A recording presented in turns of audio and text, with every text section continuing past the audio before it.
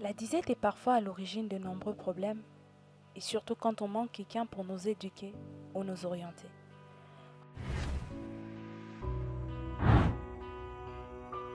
Rodrigue a subi l'incontournable divorce de ses parents, chose qui l'a amené à abandonner Dieu et à tomber dans la dépression. Pour lui, la mort est l'unique solution pour mettre fin à cette souffrance. Et surtout quand la jeunesse nous rattrape dans la pornographie, la masturbation, le vol et l'impudicité. J'aimerais comprendre s'il est possible de sortir de ce cycle infernal et se reconstruire après avoir subi cette réalité.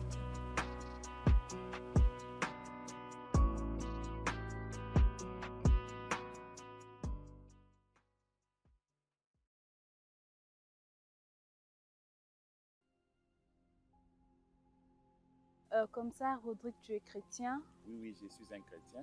et serviteur de Dieu. Depuis combien de temps déjà? Il y a de cela 3 ans de ministère. Gloire à Dieu. Et tu es né dans une famille polygame. Oui, oui, je suis né dont mon grand-père avait plusieurs femmes. Et quand je suis né dans cette famille-là, et je crois que c'était dans les années 1999 où mon père et et ma mère ont été ensemble. Et quand j'étais ensemble, mon père a ma mère. Et quand on lui a marié, on m'a mis au monde.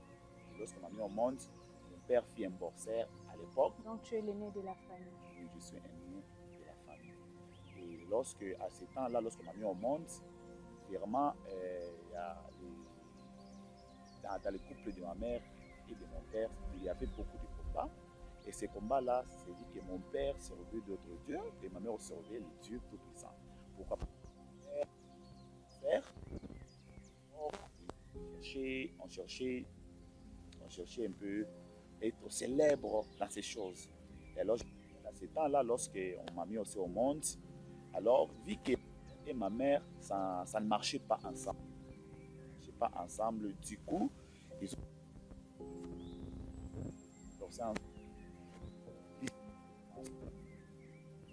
l'âge de 9 à 8 ans. Dans les temps où papa et maman ensemble, vous partez à l'église avec papa ou maman parce que vous avez dit que les parents, la religion était séparée. On partait souvent avec maman parce qu'à l'époque, maman fut dans une église là-bas, là, et Zambemalam. C'est là où maman a communiqué. Alors, c'est à l'époque là, alors ça ne marchait pas entre papa et maman. Ce qui a causé la séparation. Oui, c'était la séparation. Alors, quand on était au nombre de cas,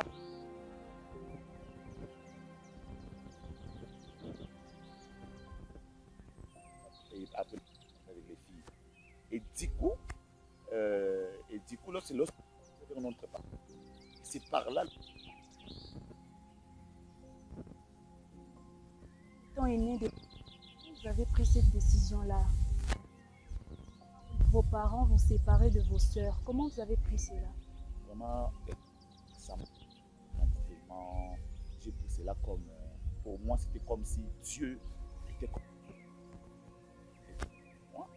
Pourquoi? Parce que j'aimais beaucoup ma famille et j'aimais mes parents être ensemble.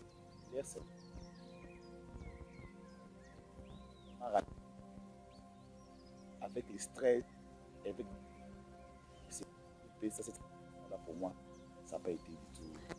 Je comprends, c'est la période pendant vos enfances, Oui. en âge dans le 5 à 13 ans. À 13 ans. Et comment vous avez passé votre adolescence? Vraiment, je me rappelle à l'époque, et je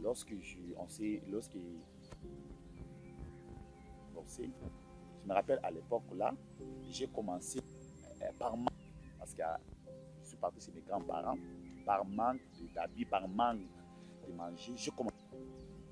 Et pendant que je commençais à voler, je ne volais pas des petits trucs, je volais des grandes sommes d'argent et même des condiments, je volais les trucs des gens pour me faire manger. Alors, à cet âge-là, tellement j'étais possédé par cet esprit de voler. Et j'ai été haï dans la famille de mon père. Pourquoi? C'est que j'étais possédé. Il se disait directement que je suis un sorcier. Je voulais étudier en fait, je voulais étudier. On nous a inscrits à l'école, mais on avait trop de dettes à l'école. Mais on s'est dit, bon, payer les études, qu'est-ce qu'on doit faire? On doit vendre des lots. On doit vendre des lots. Les lots ici que les enfants ici en train de... Et à l'époque, ce n'était pas l'eau que vous voyez avec les enfants ici. L'eau ici des bouteilles. Nous, c'était l'eau dans des sachets. En train même de crier, Maya Baridi, Maya Baridi. C'était pas facile vraiment. J'étais avec mon petit frère. Et un jour, je me suis assis en cours de route en train de pleurer.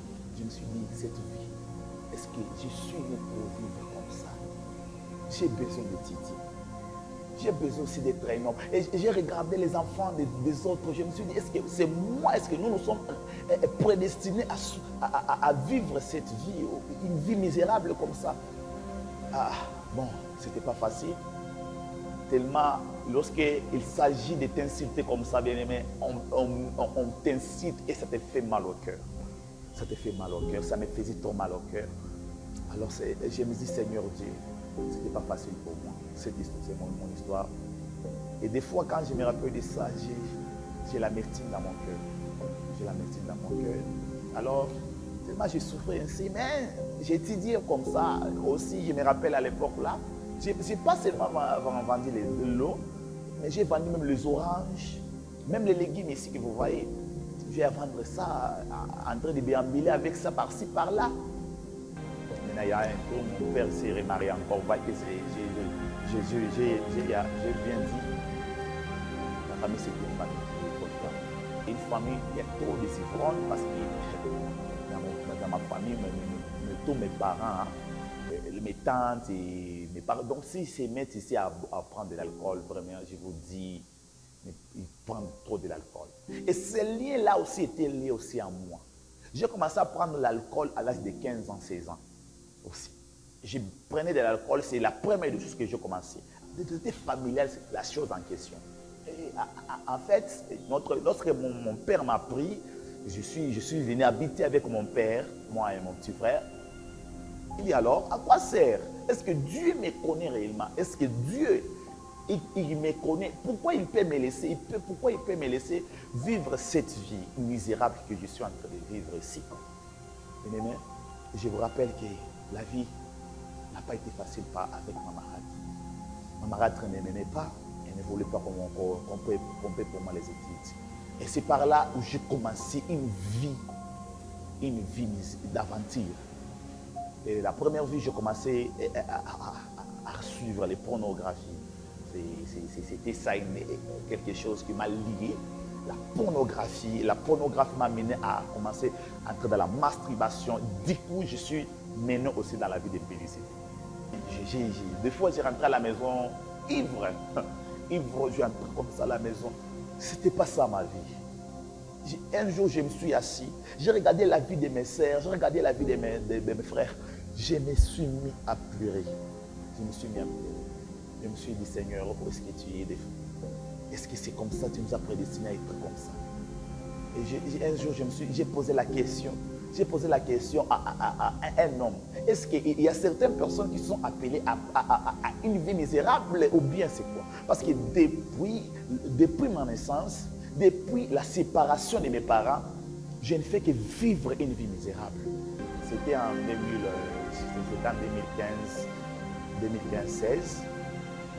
Il y avait un braille.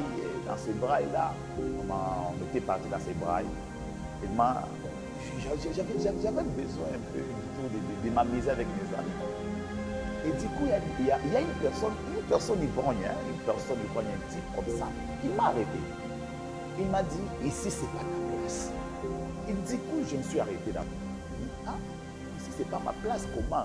Comment vous pouvez dire que ce n'est pas ma place? Ah, il m'a dit, tu ne mérites pas d'être ici. Ici, ce n'est pas ta place. Toi, ta place, ce n'est pas ici. Alors je lui ai dit, c'est quoi ma place? Où est ma place? Il m'a dit, sors, tu dois partir. Du coup, j'étais pressé la nuit là. J'avais la tristesse à moi. Je me suis mis à côté. Tout le monde s'amusait, mes amis s'amusaient. Du coup, il y a l'un d'amis qui est venu me suivre. Il m'a dit, Rodrigue, c'est quoi? C'est quoi? Je lui ai dit, il y a une personne qui vient de me dire que ici, ce n'est pas ma place. Alors, comment lui peut me dire, vous tous ici, ils ne vous disent pas? Alors, où est ma place? Ah, l'ami là, il est bon. Je lui ai dit, non, ce qui vient de parler, vraiment, ça m'a choqué. J'avais une petite amie là. Je lui ai dit que je dois rentrer à la maison. Je n'ai pas pu même pas à fêter cette nuit-là. Je suis rentré à la maison très stressé. Je n'ai pas pu dormir toute la nuit. Je me dis, où est ma place au juste? Et du coup, j'ai senti une voix qui me dit, Dieu te cherche, Rodrigue. Dieu te cherche. Alors, je me suis dit, bon, je dois aller d'abord voir un homme de Dieu. Je suis parti voir un homme de Dieu, c'était pasteur Josué. À l'époque, je suis parti voir ce pasteur. Je lui ai tout expliqué. Il m'a dit, non, c'est Dieu qui t'a parlé indirectement. Alors, qu'est-ce que tu dois faire? Tu dois donner ta vie à Christ. Je lui ai dit, comment on donne sa vie à Christ? Il dit, tu dois abandonner le monde, tu dois abandonner le mal. Pour moi, ce n'était pas facile vraiment d'abandonner le mal. Parce que j'ai trouvé parfait tout ce que je faisais à mes yeux. J'ai trouvé tout parfait. Alors, je lui ai dit, si je donne ma vie à Dieu, alors les choses changeront. J'espère. Il m'a dit, oui, espérons. Alors, du coup, j'ai donné ma vie à Dieu. Mais je n'ai pas totalement donné ma vie à Christ. Mais on m'a baptisé 16. Lorsqu'on m'a baptisé, mais j'étais un pied dedans, un pied dehors. Je faisais une vie d'hypocrisie. Je sortais avec des filles à côté. Mais du coup, tellement j'aimais aussi des chansons mondaines. Et je me rappelle, à l'époque, on était avec mes amis. Je me rappelle aussi l'un de mon ami qui s'appelle Jérémy. On faisait période de l'aventure. Mais aujourd'hui aussi, Dieu l'a fait grâce aussi. Et lui aussi, un jour, le verrai. Et alors, je me rappelle à ces temps-là, je partais à l'église, je servais Dieu dans les protocoles là, mais je buvais. Des fois, je partais même ivre à l'église. Ce n'était pas ça ma vie. Alors, moi, je pensais que donner sa vie à Christ peut résoudre les problèmes, mais ça ajoute encore les problèmes. En 2017, mon père paternel était mort. Et quand il était mort, c'est lui qui me soutenait financièrement. Et je vous dis, quand il était mort, j'étais tellement touché. Et d'ailleurs, vraiment, j'étais tellement touché. Et je me suis dit, Seigneur, je me suis dit à Dieu, qu'est-ce qui ne va pas dans ma famille? Qu'est-ce qui ne va pas dans ma famille? Et c'était la personne pour moi qui paye pour moi les études de foi. Alors je me suis dit, c'est fini pour moi, qui paiera encore pour moi? Alors, du coup, là où il y avait ma mère m'a dit, je vais me battre pour toi, pour que tu finisses ta 6e. Bien-aimé, vraiment, si c'est que je suis aussi aujourd'hui, c'est grâce aussi à une mère. C'est une mère qui était tellement déterminée, courageuse. Elle a vécu tellement des moments trop difficiles aussi dans sa vie. Ma mère s'appelle Jolie. Et je me rappelle qu'à ce temps-là, elle s'est bâtie en 2017-2018 pour ma 6e. Elle a fait du tout possible pour que je puisse étudier. Alors, vers la fin de la 6e, lorsqu'on voulait publier les résultats, on a publié les résultats. J'ai demandé comme ça, bien aimé, j'ai échoué la 6e. Je me suis dit, avec l'argent de la souffrance, et je viens aussi d'échouer la 6e. Seigneur Dieu, où est-ce que tu es? Où est-ce que tu es Dieu? Et du coup, je me suis dit que Dieu est injuste. Dieu est injuste. Comment Dieu peut faire ces choses? Comment? Et puis ma mère qui les sert. Et puis ma mère qui se bat pour payer pour moi la 6e. J'ai fait comme ça pour la 6e. Mais comment est-ce qu'il est possible? J'ai échoué. Je lui ai dit à maman, je crois que Dieu ne me connaît pas. Pourquoi toujours je suis en train de vivre des malheurs dans ma vie? Ma mère m'a fortifié, m'a dit, Rodrigue, tu es un serviteur de Dieu. Tu dois croire en Dieu. Tu dois donner ta vie à Dieu. Tu dois avancer. Je me rappelle, c'est elle mon coach. Et à l'époque, en 2017, je donné ma vie totalement à Christ. J'étais dans un pays. J'ai rencontré un homme dans ma vie. Cet homme-là bouleversé. Cet homme-là, c'est Jésus-Christ. Il a passé par un père bien que j'aime bien. C'est mon père spirituel, Béni Basunga. C'est un missionnaire au combat spirituel. Et d'ailleurs, je l'ai dit aussi cette vidéo, c'est un père vraiment qui m'a fortifié. Il m'a dit, Rodrigue, tu es grand. Tu es un homme. Tu seras un homme un jour. Vraiment, en 2017, j'ai donné ma vie à Christ totalement. Parce qu'autrefois, je n'avais pas pu donner bien ma vie. Je suis mis dans le service de Dieu. J'étais zélé pour lui. J'étais là pour lui. Je dormais dans des veillées. Je me suis dit, Dieu, il faut que tu changes mon problème. Il faut que tu changes ces problèmes ici. Je ne répéterai plus l'histoire de mon père, ou bien l'histoire de ma mère, ou bien l'histoire de mes grands-pères. Moi, je suis appelé à vivre l'histoire que toi, tu m'as destiné. Parce que la Bible dit, je connais les projets que Dieu promet sur vous. Et Dieu avait un projet pour moi, un projet de paix, un projet de bonheur. Alors je me suis dit, Dieu, je dois voir ces projets, je dois voir se réaliser ces projets, Dieu. Mais ce n'était pas facile. Je me suis donné un sacrifice dans des jeûnes et prières. C'est au combat spirituel où j'ai donné ma vie à Christ en totalité. J'ai commencé les enseignements, j'ai percé, j'ai persévéré. Du coup, j'ai ignoré même ma famille. J'ai ignoré ma famille à un certain moment. Je me suis dit d'abord, j'ignore ma famille. Parce que ce que j'ai vécu dans ma famille, ça m'a torturé. Alors cette fois-ci, il y a un verset biblique qui dit, Jésus-Christ a dit, celui qui doit me suivre, qui se charge de sa croix et qui me suit. J'ai renoncé à moi-même. J'ai pris ma charge. J'ai pris ma croix et je lui ai suivi. Et quand je lui ai suivi, laisse-moi vous dire, j'ai trouvé la paix du cœur. J'ai trouvé la paix. J'ai trouvé la joie.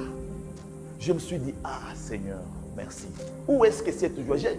Il y a des moments où la joie ici, j'ai raté cette joie il y a longtemps. Mais à un certain moment où j'ai retrouvé la joie qui est cachée en Christ, le trésor caché en Christ. J'ai le trésor. Et aujourd'hui, c'est en confinement 2019, et je le crois toujours par cette parole qu'on m'avait dit. Et j'ai eu plusieurs. Aujourd'hui, je suis un berger des ministères. Un ministère J7M, qui veut dire jeunesse chrétienne pour la transformation. Et vous voyez qu'aujourd'hui, j'encadre des jeunes, j'encadre des mamans. La chose était pour moi impossible. Je ne croyais pas cela. Moi, je servirais Dieu. Je ne croyais pas qu'un jour, moi, j'aurais la joie. Je ne croyais pas qu'un jour, moi, je serais même un berger. C'est Dieu m'a valorisé, m'a donné la valeur. Bien aimé, je me dis que ce n'est pas facile. J'aimerais parler aussi à quelqu'un qui s'est déjà découragé. Parce qu'il y avait un certain moment, je voulais mettre fin à ma vie. Je voulais me prendre. Pourquoi? Parce que je ne vivais pas une vie meilleure. Je vivais une vie misérable. Mais aujourd'hui, me voici, bien aimé, là où je voulais vous parler. J'aimerais parler à une sœur. Je voulais parler à un frère, à une maman, à un papa. J'aimerais vous parler que Jésus-Christ sauve. Cet homme sauve. Il y a de l'espérance pour ceux qui vivent. La Bible dit une chose dit que vaut mieux un chien vivant qu'un mort. Jésus-Christ te connaît. Comme il m'a tiré de loin aujourd'hui, je suis devenu un enfant de Dieu. Et j'aimerais te parler que pour moi, c'était une joie vraiment. J'ai eu la joie de témoigner aujourd'hui la grandeur de mon Dieu. À chaque fois où je me retrouve pas avec les noms de Dieu. J'aimerais parler à un enfant qui va aujourd'hui, à un enfant qui est entre les mains des camarades. J'aimerais te parler que non, demain sera meilleur. Demain sera toujours meilleur. Car Dieu connaît les projets qu'il a sur toi. Les projets de paix, non des malheurs. Aujourd'hui, je suis dans la joie. Je pourrais dire que non. La joie, il bonne dans ma vie. Et j'aimerais parler à une personne qui est ton histoire aussi, qui sera appelée aussi une grande femme de Dieu, une femme entrepreneur, un grand homme, un prophète. Alors, j'aimerais te parler que je suis aujourd'hui fier d'être même Congolais. Je suis fier d'être même Congolais Il y a certaines personnes même qui se découragent. Oh, je suis au Congo, il y a la souffrance. Non, non. Je suis fier. Aujourd'hui, j'aimerais parler que toi qui écoutes ces témoignages, que ça puisse aussi te fortifier. C'est aujourd'hui, j'aimerais parler que cette histoire pourra aussi édifier une personne et que Dieu te bénisse abondamment. Sois béni dans le nom de Jésus-Christ. Amen. Nous étions ensemble en train de une histoire très touchante. Alors, en peu de mots, ce que je peux vous dire, vous qui nous suivez en ces moments, ne perdez pas espoir. Dieu, peu importe la situation dans laquelle vous vous retrouvez en ces moments, ne perdez pas espoir. Dieu vous connaît. Vous êtes emprisonné, vous êtes dans l'oppression. Dieu est là pour vous, il vous connaît, il vous sortira de là. Et comme notre frère Rodrigue, plus tard vous deviendrez aussi serviteurs et servantes de Dieu. Que Dieu vous bénisse abondamment.